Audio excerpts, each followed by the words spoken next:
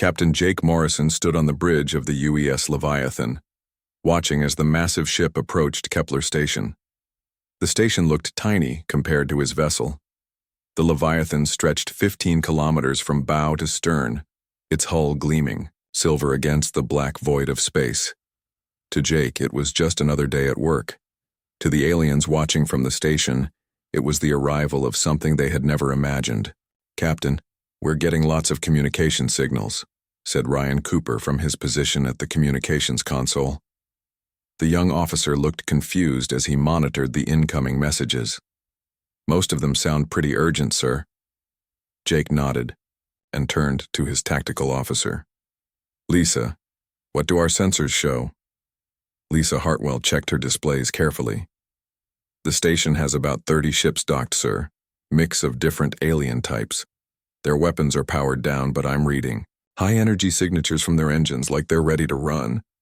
"That's strange," Jake said. He had expected a warm welcome for humanity's first official contact with the galactic community.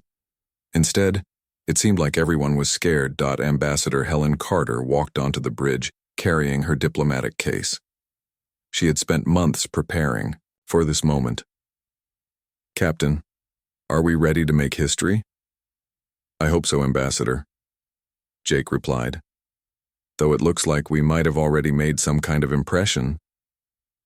On Kepler Station, Administrator Vex Ka watched the human ship through the observation deck's massive windows. The Xanthari's forearms trembled as he tried to process what he was seeing. In his 300 years of running the station, he had never encountered a ship this large.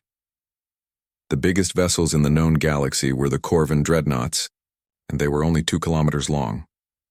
"By the 7 moons," Vex Ka whispered. "What are these humans?" His assistant, a nervous young Xanthari named Kilray, ran up with a data pad. "Sir, the ship's energy readings are off our scales. Our computers can't even calculate how much power it's generating." Vex Ka took the data pad with one of his shaking hands. The numbers made no sense. The human ship was producing more energy than some small stars. "This has to be a mistake." "I checked it 5 times, sir," Kilray said. "And sir, there's more. Long-range sensors are picking up similar signatures throughout human space. This might not be the only one." Far across the galaxy, Admiral Thex Moore of the Corvin Empire was having his own moment of shock. The warrior race had built their reputation on having the strongest military in known space. Their dreadnoughts could destroy entire fleets. But the readings coming from his intelligence network made no sense. 15 kilometers? Thex Moore growled, his massive frame hunched over the tactical display. "That's impossible." His aide, Captain Hexfor, nodded grimly. "The readings have been confirmed by 3 different sources, Admiral. The humans have deployed something beyond our understanding of warfare." Thexmore's mind raced. The Corvins had always been the biggest and strongest. If humanity had ships this large, what did that mean for the Empire? "Send word to the High Command, we may be looking at a new threat." Meanwhile, in the crystal cities of the Asterix Collective, Node Prime 7 processed the incoming data with mechanical precision. The artificial intelligence that controlled the Asterix military had calculated every possible threat to their civilization. Humans had not been on that list until now. The AI's analysis was swift and terrifying. If humans could build ships 15 kilometers long, they possessed manufacturing capabilities beyond anything in the galaxy. The implications for warfare were staggering. Node Prime 7 began activating defense protocols that had not been used in over 1,000 years. Back on the Leviathan, Jake was trying to understand why his peaceful mission was causing such chaos. The communications channels were full of frantic messages from alien governments, most of them demanding to know humanity's intentions. "Ambassador," Jake said, "maybe you should talk to them directly. Let them know we come in peace." Helen nodded and took the communication station. She activated the broadcast system and spoke in her most diplomatic voice. "This is Ambassador Helen Carter of the United Earth Systems. We come seeking peaceful contact and friendship with all species." The response was immediate and overwhelming. Dozens of voices started talking at once, all asking the same basic questions. How many ships did humanity have? What were their territorial claims? Were they planning to expand into alien space? Dr. Patricia Wells, the ship's xenobiologist, had been listening to the communications with growing excitement. This was her chance to study dozens of new alien species. Ambassador, would it be possible to arrange some scientific exchanges? I'd love to learn about their biology. Helen smiled. Of course, Doctor. That's exactly the kind of cooperation we're here for. She activated the communicator again. We would also like to propose scientific and cultural exchanges. Our researchers are very interested in learning about your civilizations.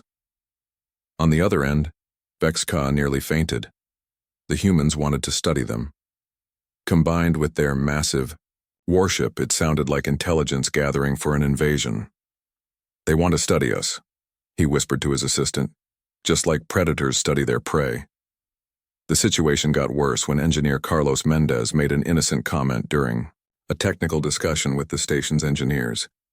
The Leviathan has full manufacturing capabilities, he explained proudly.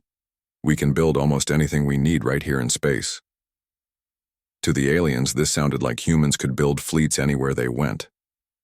The idea of mobile shipyards was terrifying enough, but shipyards built into warships suggested a level of military planning that spoke of conquest. As the hours passed, the misunderstandings multiplied. Every friendly gesture from the humans was interpreted as a potential threat. When Jake offered to give tours of his ship, the aliens saw it as psychological warfare.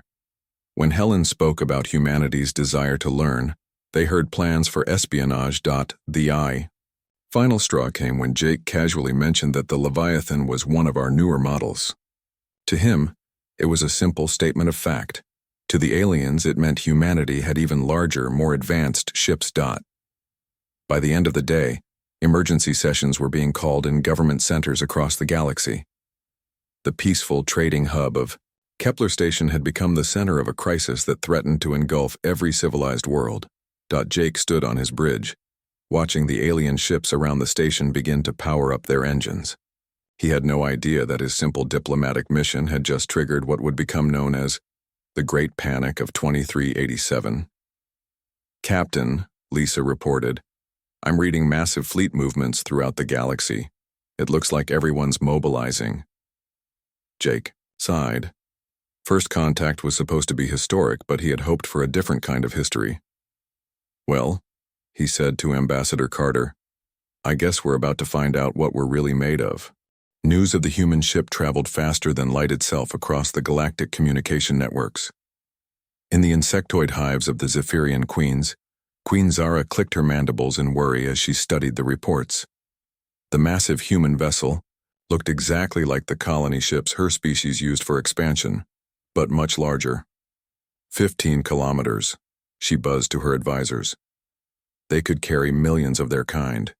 This is not a warship.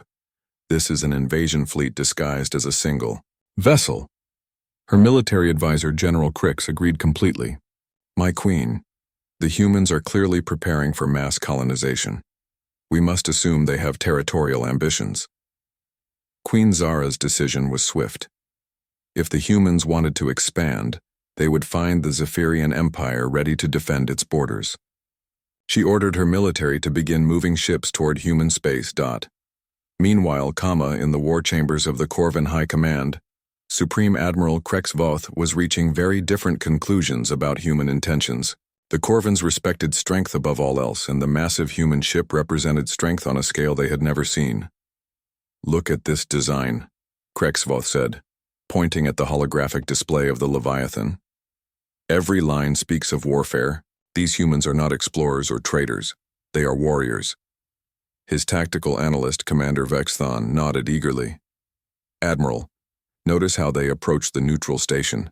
They wanted everyone to see their power. This is a declaration of dominance. The Corvin fleet began preparations for what they saw as an inevitable conflict. If the humans wanted to prove they were the strongest, the Corvins would gladly accept that challenge. Back on the Leviathan, Captain Morrison was completely unaware of the panic he had caused. He was focused on the immediate problem of too many aliens trying to talk to him at once. The communication channels were overloaded with messages from dozens of different species. Ambassador Carter was doing her best to handle the diplomatic crisis. She had scheduled meetings with representatives from 12 different governments, all demanding to know humanity's plans. The problem was that humanity didn't really have any plans beyond saying hello. "Captain," she said during a brief break between meetings, "I think there's been some kind of misunderstanding. They all seem to think we're here to conquer something." Jake shook his head in confusion. "All we did was show up. How threatening could that be?" Dr. Wells had been studying the alien responses with scientific fascination. "Captain, I think I'm beginning to understand the problem. Look at this." She brought up a display showing various alien ship designs. Every species builds ships for specific purposes: warships for fighting, cargo ships for transport, science ships for research. But look at our design. Jake studied the comparison. The Leviathan was indeed different. Where alien ships were specialized, his ship tried to do everything. It had weapons, cargo bays, manufacturing facilities, scientific laboratories, medical centers, and living spaces for thousands of crew members. "We built it to be self-sufficient," Jake said, "so we could operate independently for long periods." "Exactly," Dr. Wells replied. "But to them, a ship that can fight, build, research, and colonize all at the same time looks like the ultimate weapon of conquest." The situation got worse during the diplomatic meetings. When Ambassador Carter explained that humanity was interested in trade, the aliens heard economic warfare. When she mentioned cultural exchange, they heard espionage.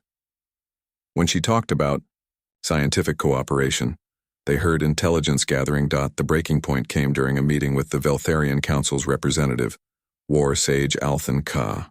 The ancient species had ruled parts of the galaxy for thousands of years, and they were not impressed by newcomers.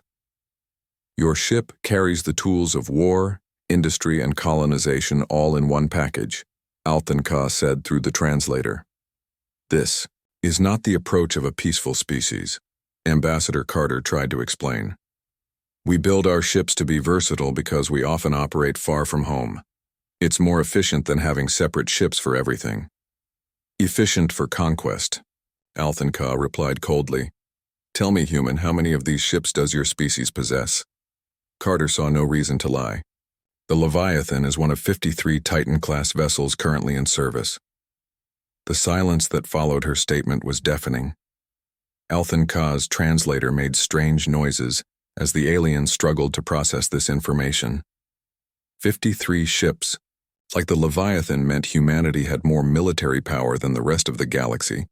Combined. Within hours, the Veltharian Council declared a state of emergency. Their ancient prophecies spoke of metal titans that would come from the void to destroy the old order. The human ships seemed to match those prophecies perfectly. Engineer Carlos Mendez made things worse during a technical exchange with alien engineers. He was proud of the Leviathan's manufacturing capabilities and wanted to show them off. "We can build almost anything we need," he explained to a group of fascinated alien technicians. "Raw materials go in one end, finished products come out the other. We even have the facilities to construct smaller ships if necessary." To the aliens, this sounded like humans could build invasion fleets anywhere they went. The idea of mobile shipyards was terrifying enough, but the casual way the human engineer described it suggested they had done this before. Dr. Patricia Wells accidentally made the situation even worse during her attempts at scientific cooperation. She was excited about the opportunity to study alien biology and spoke enthusiastically about her research. "We've developed medical treatments for every biological threat we've encountered," she told a group of alien doctors. "Our databases include countermeasures for thousands of different toxins, diseases, and biological weapons." The aliens heard this as evidence that humans were preparing for biological warfare on a massive scale. Combined with their giant ships and mobile manufacturing, it painted a picture of a species preparing for total conquest. By the end of the second day, 3 major alien fleets were moving toward human space. The Corvan Empire had mobilized its entire war fleet, convinced they were about to face the ultimate military challenge. The Zephyrian queens had assembled their colony defense forces, believing they needed to stop human expansion. The Veltharian Council had activated ancient defense protocols that had not been used in millennia. Captain Morrison watched the fleet movements on his tactical display with growing concern. "Lisa, how many ships are we looking at?" Lieutenant Commander Lisa Hartwell checked her sensors carefully. "Over 3,000 ships, sir, from at least a dozen different species. They're all heading toward human space, but they don't seem to be coordinating with each other." Jake rubbed his forehead. 2 days ago, he had been excited about making first contact. Now he was watching the largest military mobilization in galactic history, and it was all aimed at humanity. "Ambassador," he said to Helen Carter, "I think we need to call home." Carter nodded grimly. "I'm already preparing the message, though I'm not sure how we explain that our peaceful diplomatic mission accidentally started a galactic war." On Kepler Station, Administrator Vexka was dealing with his own crisis. Dozens of alien species were demanding that he provide intelligence about the human ship. Some wanted detailed sensor readings, others wanted to know about the crew, and a few were demanding that he ban all human ships from the station. "What am I supposed to tell them?" Vexka asked his assistant. "That the humans seem nice, but their ship is terrifyingly huge?" Kilray was monitoring the long-range communications. "Sir, it's getting worse. The military networks are full of chatter about human intentions. Some species are talking about first strikes." Vexka looked out at the Leviathan. Still docked peacefully at his station, the humans aboard were going about their daily routines, completely unaware that their presence had triggered a crisis that threatened the stability of the entire galaxy. The irony was not lost on him. The most peaceful first contact in his memory had become the most dangerous situation he had ever witnessed. Admiral Kate Sullivan stood in the command center of the UES Gibraltar, humanity's newest Titan-class ship. The tactical display in front of her showed something that should have been impossible. 3 separate alien fleets, each larger than anything in human records, were moving toward Earth's outer colonies. "How many ships total?" she asked her intelligence officer. Lieutenant Commander Danny Torres checked his reports again. "Over 4,000, Admiral. The Corvin fleet alone has 800 vessels. The Zephyrians are bringing their entire colonial defense force, and the Veltharians have activated ships that our databases say shouldn't even exist anymore." Kate studied the display carefully. Her defense fleet consisted of 5 Titan-class ships and about 200 smaller vessels. On paper, it looked hopeless. "Any word from Captain Morrison about what triggered this?" "He's as confused as we are, Admiral," Danny replied. "Apparently they just showed up at Kepler Station and everyone panicked." Kate had to admire the absurdity of the situation. Humanity's first attempt at peaceful contact had accidentally started the largest war in galactic history. "What's our timeline before they reach our space?" "The Corvin fleet will arrive first in about 6 days. The others are about 2 days behind them." Meanwhile, on the Leviathan, Captain Morrison was dealing with his own problems. The communications channels were constantly full of alien voices, and most of them were demanding that humanity surrender immediately. "Captain," said Ryan Cooper from the communications station, "I'm picking up military communications between the alien fleets. They're not coordinating with each other." Jake found that interesting. "What do you mean?" "Well, sir, it looks like each fleet thinks they're in charge of dealing with us. The Corvins are talking about honorable combat. The Zephyrians are planning to defend their colonies, and the Veltharians are muttering about ancient prophecies. None of them seem to be working together." Lieutenant Commander Lisa Hartwell looked up from her tactical station. "Sir, that might actually work in our favor.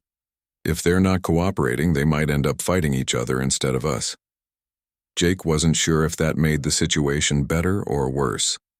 A 3-way battle in human space would still be a disaster for everyone involved. Dr. Patricia Wells had been working around the clock to analyze the alien communications. Her xenobiology background helped her understand the cultural context behind their reactions. "Captain, I think I've figured out part of the problem," she said, entering the bridge with a datapad full of notes. "Each species is interpreting our ship based on their own military traditions." "Explain," Jake said. The Corvins see size as a direct challenge to their dominance. To them, we built the Leviathan specifically to show we're stronger than they are. The Zephyrians think it's a colony ship because that's how they would use something this large. The Veltharians believe we fulfill some kind of ancient prophecy about destroyers from beyond the stars. Jake sighed. So we're accidentally everything they're afraid of. Exactly, sir. And every time we try to explain our peaceful intentions, we make it worse. On the approaching Corvin fleet, Supreme Admiral Krex Voth was preparing his warriors for what he believed would be the most important battle in their history. The Corvins had built their empire on the principle that the strongest ruled, and the human ship represented a challenge to everything they believed. Warriors of the Empire, he broadcast to his fleet. The humans have issued their challenge. Their massive ship is their way of claiming dominance over us. We will show them that the Corvin Empire bows to no one. His flagship, the Doomhammer, was the pride of the Corvin fleet.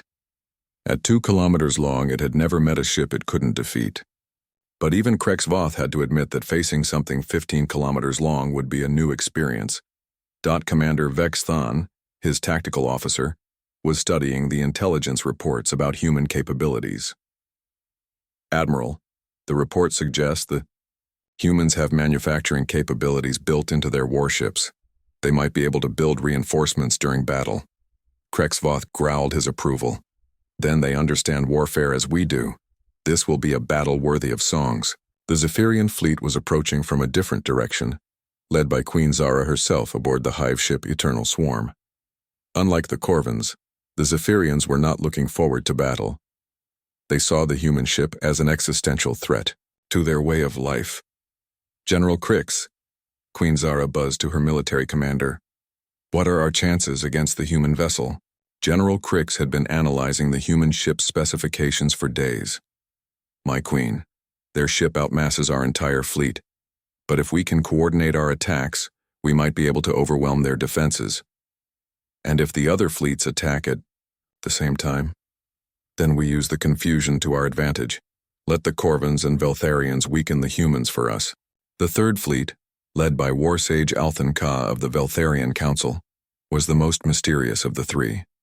The ancient species had ships that were thousands of years old, but still more advanced than anything else in the galaxy. Their approach to the human threat was based on prophecy rather than tactical analysis. The Metal Titans have come as foretold. Althan Ka spoke to his council through their psychic link. The old order ends, and chaos comes to the stars. His fleet included ships that had not been seen in active service for millennia. The Veltharians had been preparing for this moment since before most other species had developed spaceflight. Back on Earth, Admiral Sullivan was preparing humanity's response to the approaching crisis. She had called in every available ship, but the numbers still didn't look good.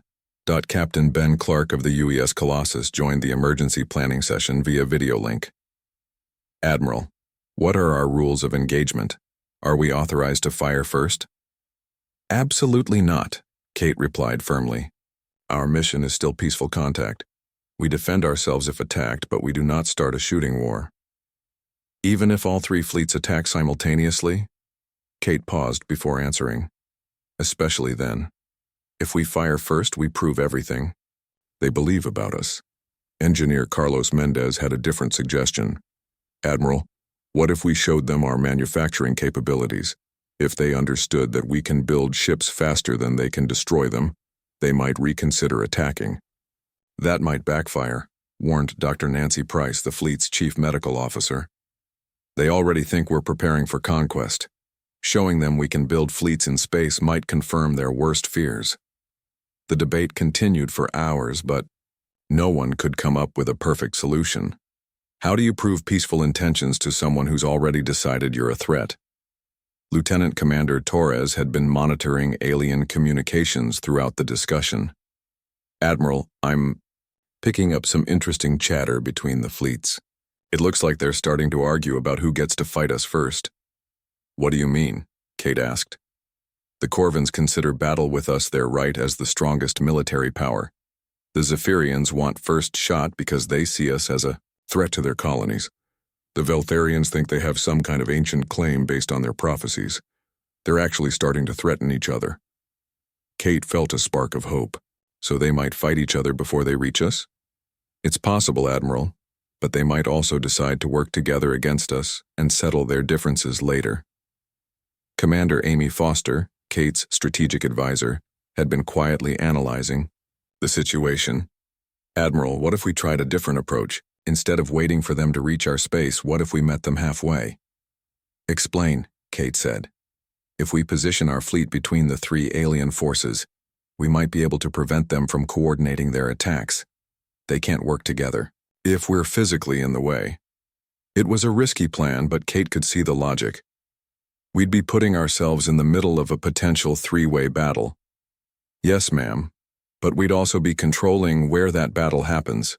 Better in empty space than near our colonies. Kate made her decision. Prep the fleet for departure. We're going to meet our new neighbors halfway and try to keep them from destroying each other. As the human fleet prepared to depart, none of them realized that their simple plan to prevent a battle was about to turn them into the galaxy's most unlikely peacekeepers. The edge of human space became the most dangerous place in the galaxy when three massive alien fleets arrived at almost the same time. Admiral Kate Sullivan watched from the bridge of the UES Gibraltar as her tactical display lit up with thousands of contacts. The situation was even worse than she had feared. Admiral, reported Lieutenant Commander Torres, the Corvan fleet just dropped out of hyperspace 2 light minutes from our position. The Zephyrian fleet is coming in from the other side, and long-range sensors show the Veltharian ships will be here within the hour. Kate studied the formation of her 5 Titan-class ships. They looked tiny compared to the alien armadas surrounding them, but she had positioned them carefully between the 3 forces. Any communications from the alien commanders? Yes, ma'am. All 3 are demanding that we surrender immediately. They're also demanding that the other alien fleets leave the area. Before Kate could respond, space erupted in weapons fire. But the shots weren't aimed at human ships. Supreme Admiral Krexvoth of the Corvan Empire had decided that the Zephyrian fleet was too close to his target.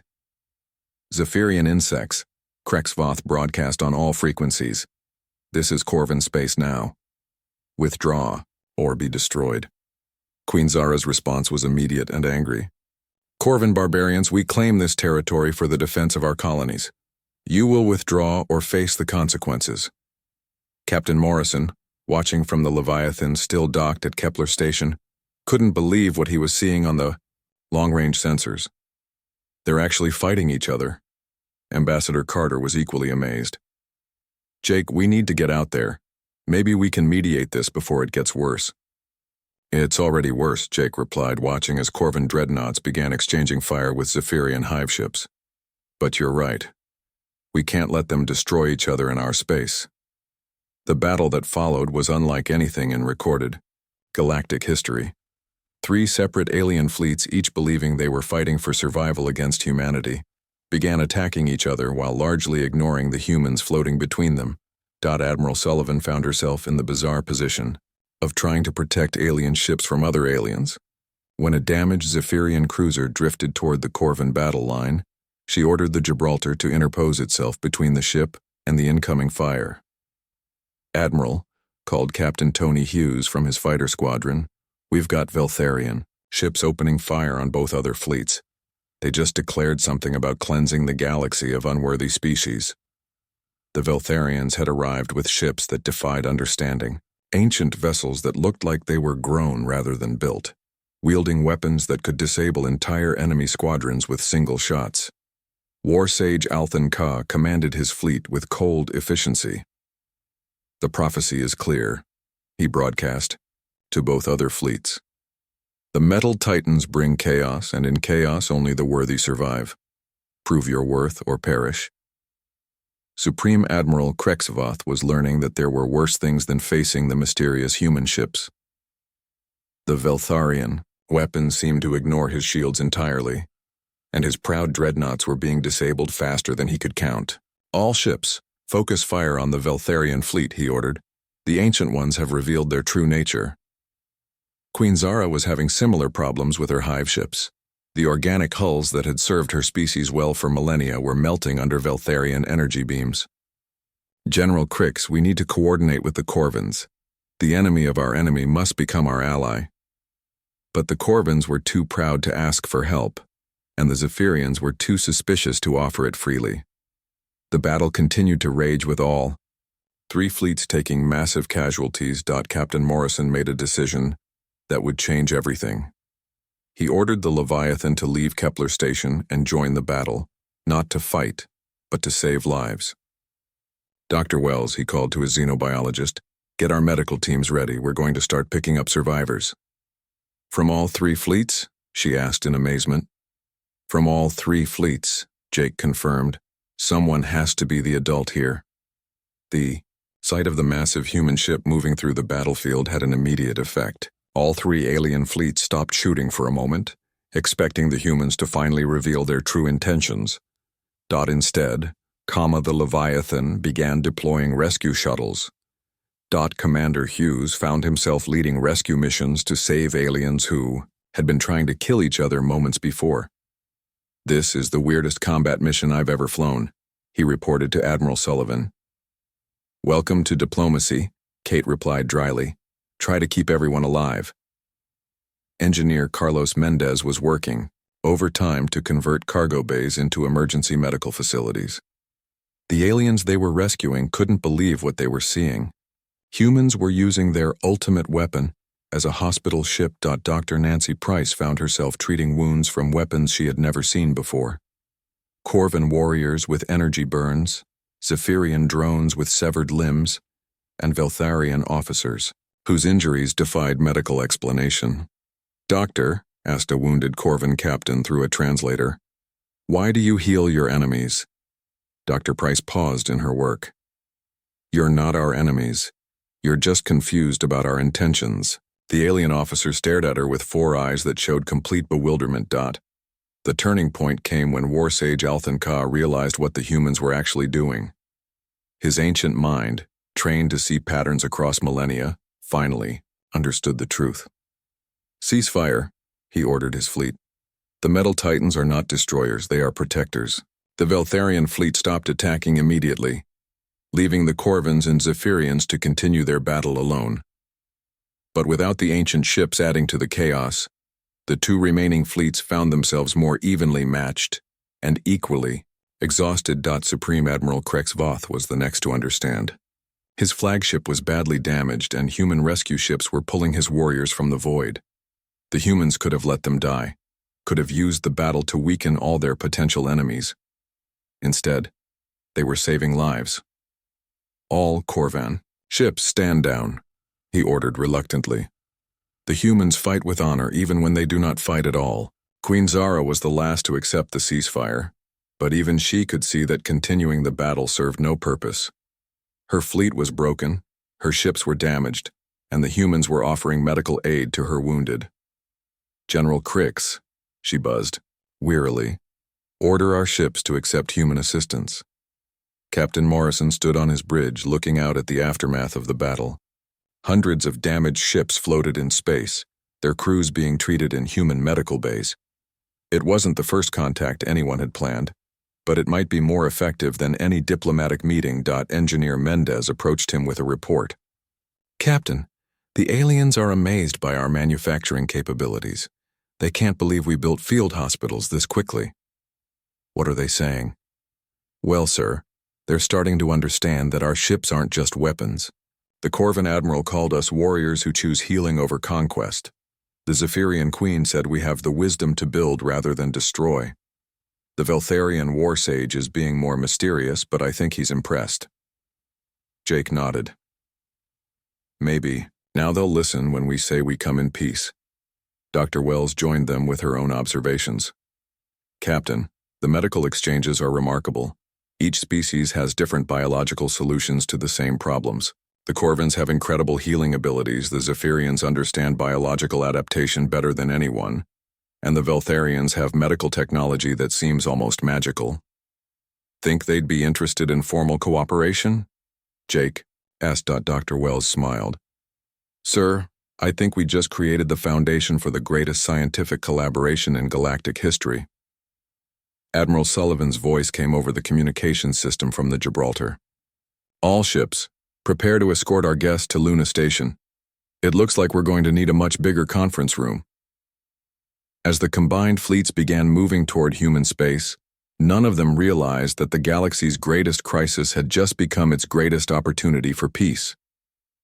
3 months after the Great Battle, Admiral Kate Sullivan stood in the observation deck of New Geneva Station, watching construction crews from a dozen different species working together to build the galaxy's first truly integrated space facility. What had started as humanity's greatest crisis had become the foundation for unprecedented cooperation. "Admiral," reported Commander Amy Foster, now director of the new Galactic Peace Corps, "we've got another situation developing in the Helix sector. 3 minor species are fighting over mining rights."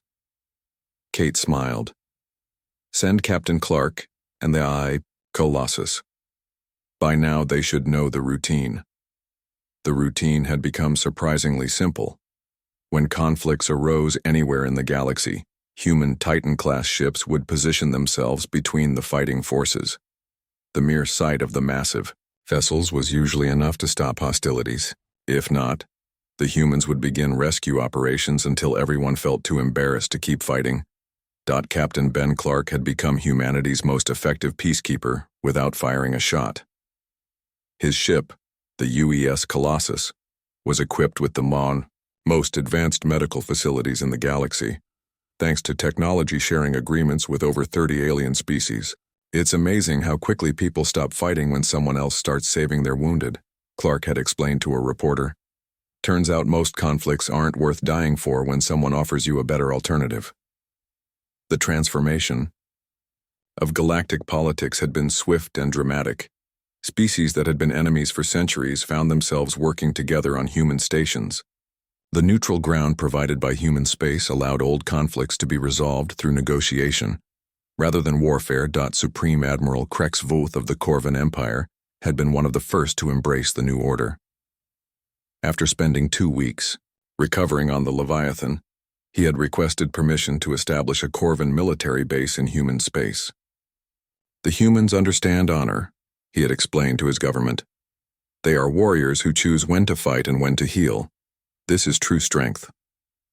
The Corvan base served as a training facility where human and Corvan military officers learned from each other. Corvan strength and courage combined with human adaptability created some of the most effective peacekeeping forces the galaxy had ever seen.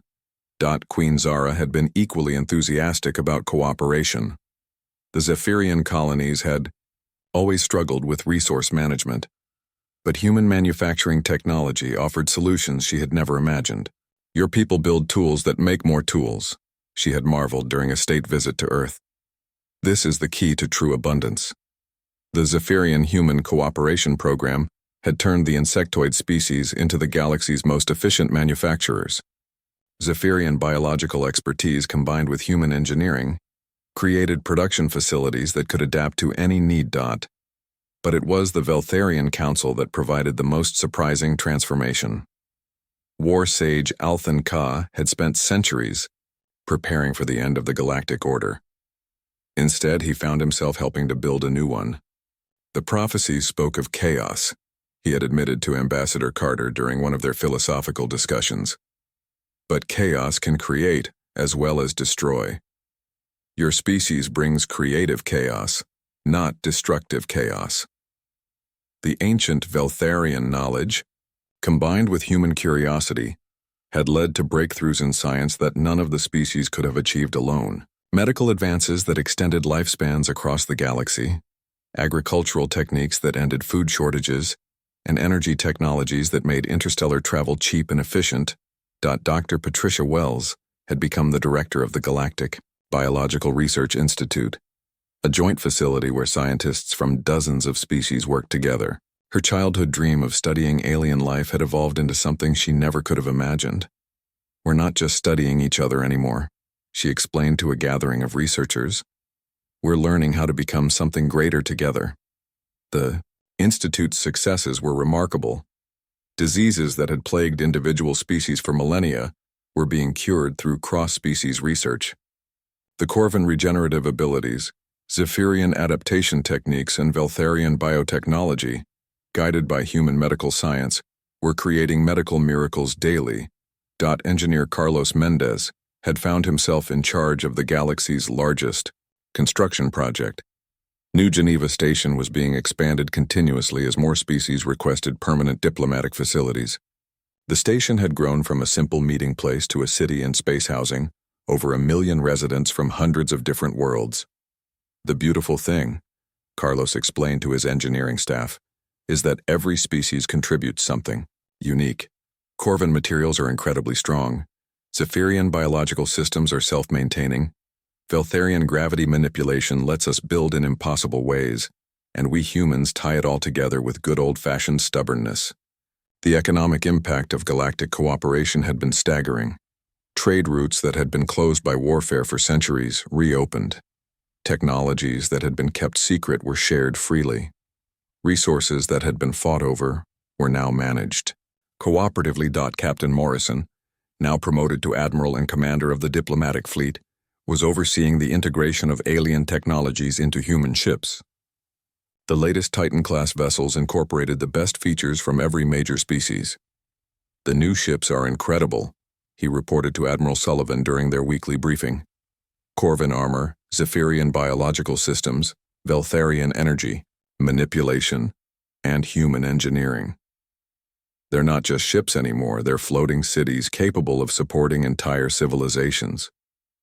But perhaps the most significant change was in how conflicts were resolved throughout the galaxy. The old pattern of warfare, conquest, and revenge had been replaced by something unprecedented. Negotiated solutions backed by overwhelming peaceful force. Commander Tony Hughes, now leading the Rapid Response Squadron, had become expert at what the media called aggressive peacekeeping. "We don't threaten anyone," he explained to new pilots. "We just show up with ships so big and impressive that everyone stops fighting and starts talking. Then we offer medical aid, engineering assistance, and trade opportunities until they realize cooperation works better than conflict." The transformation wasn't without challenges. Some species resented human influence, others tried to exploit the peaceful policies, and a few attempted to restart old conflicts.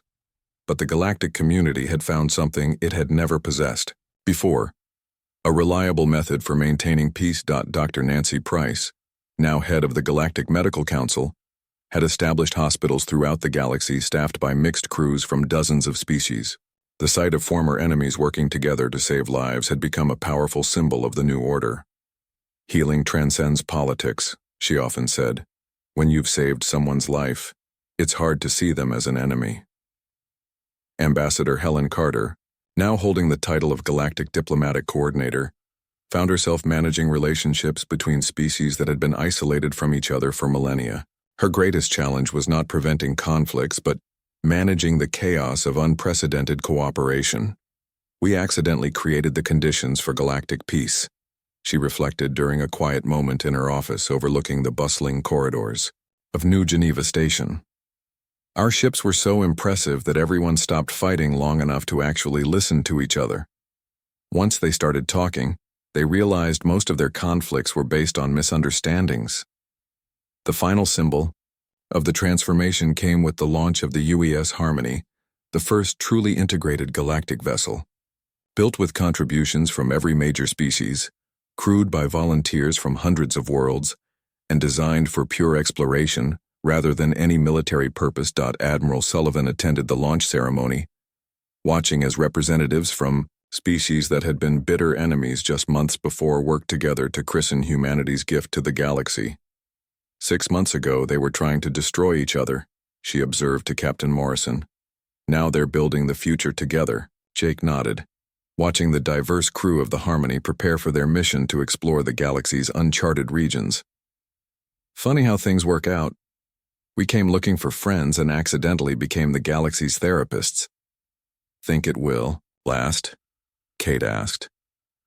Jake looked around at the celebration, seeing Corvin warriors sharing drinks with Zephyrian engineers, Veltharian philosophers debating with human scientists, and dozens of other species mingling freely in ways that would have been unthinkable before humanity's arrival. "Admiral," he said with confidence, "I think we've started something that's going to change everything.